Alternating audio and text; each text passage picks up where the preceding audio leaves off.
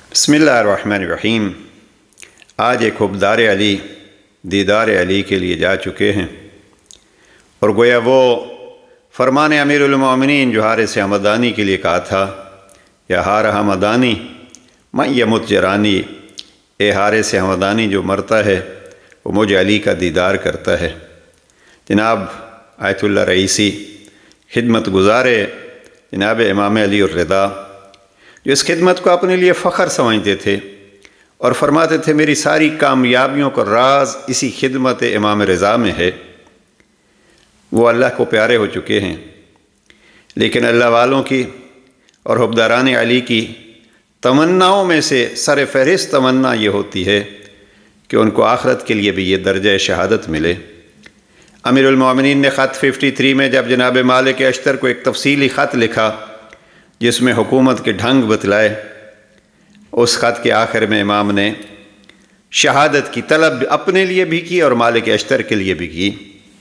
جناب امیر المومنین فرماتے مالک، میں اللہ سے سوال کرتا ہوں بسعت رحمتہ و عظیم قدرتہ، اس کی وسیع رحمت اور ہر حاجت کے پورا کرنے پر عظیم قدرت کا واسطہ دے کر اس سے سوال کرتا ہوں کہ وہ مجھے اور تمہیں اس کی توفیق بخشے جس میں اس کی رضامندی ہو۔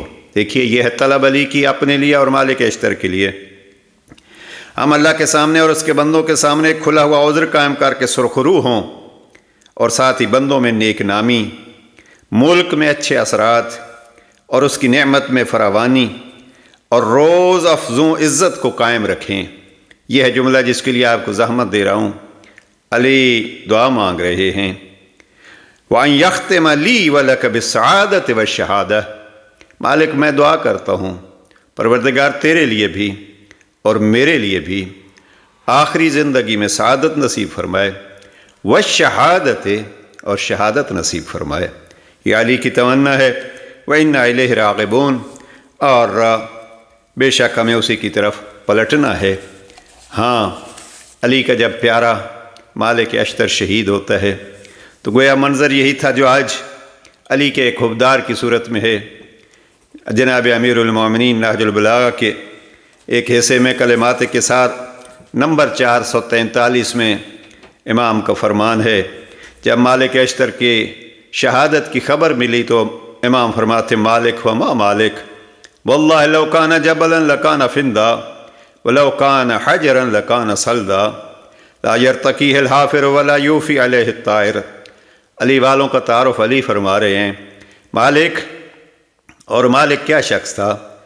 خدا کی قسم اگر وہ پہاڑ ہوتا تو ایک کوہ بلند ہوتا، اور اگر پتھر ہوتا تو ایک سنگ گراں ہوتا، کہ نہ تو اس کی بلندیوں تک کوئی سوم پہنچ سکتا اور نہ کوئی پرندہ وہاں تک پر مار سکتا تھا۔ یہ علی والوں کی ایک نشانی ہے۔ لیکن علی اپنی زندگی میں اپنے سے پہلے جانے والے پیارے اور شہیدوں کو یاد کرتے رہے۔ آئیے ہم بھی ایک حبدار علی اور شہید رئیسی کو اس انداز میں یاد کریں۔ خطبہ نمبر 180۔ جناب امیر المومنین صفین کے جنگ سے پلٹ چکے ہیں اور زندگی کا آخری خطبہ ہے۔ عمار شہید ہو چکے ہیں۔ جناب امیر المومنین ایک پتھر پہ کھڑے ہو کے اپنے پیاروں کو یاد کرتے ہیں۔ ذرا لفظ سنیے، کہیں صحابی نہیں کہا۔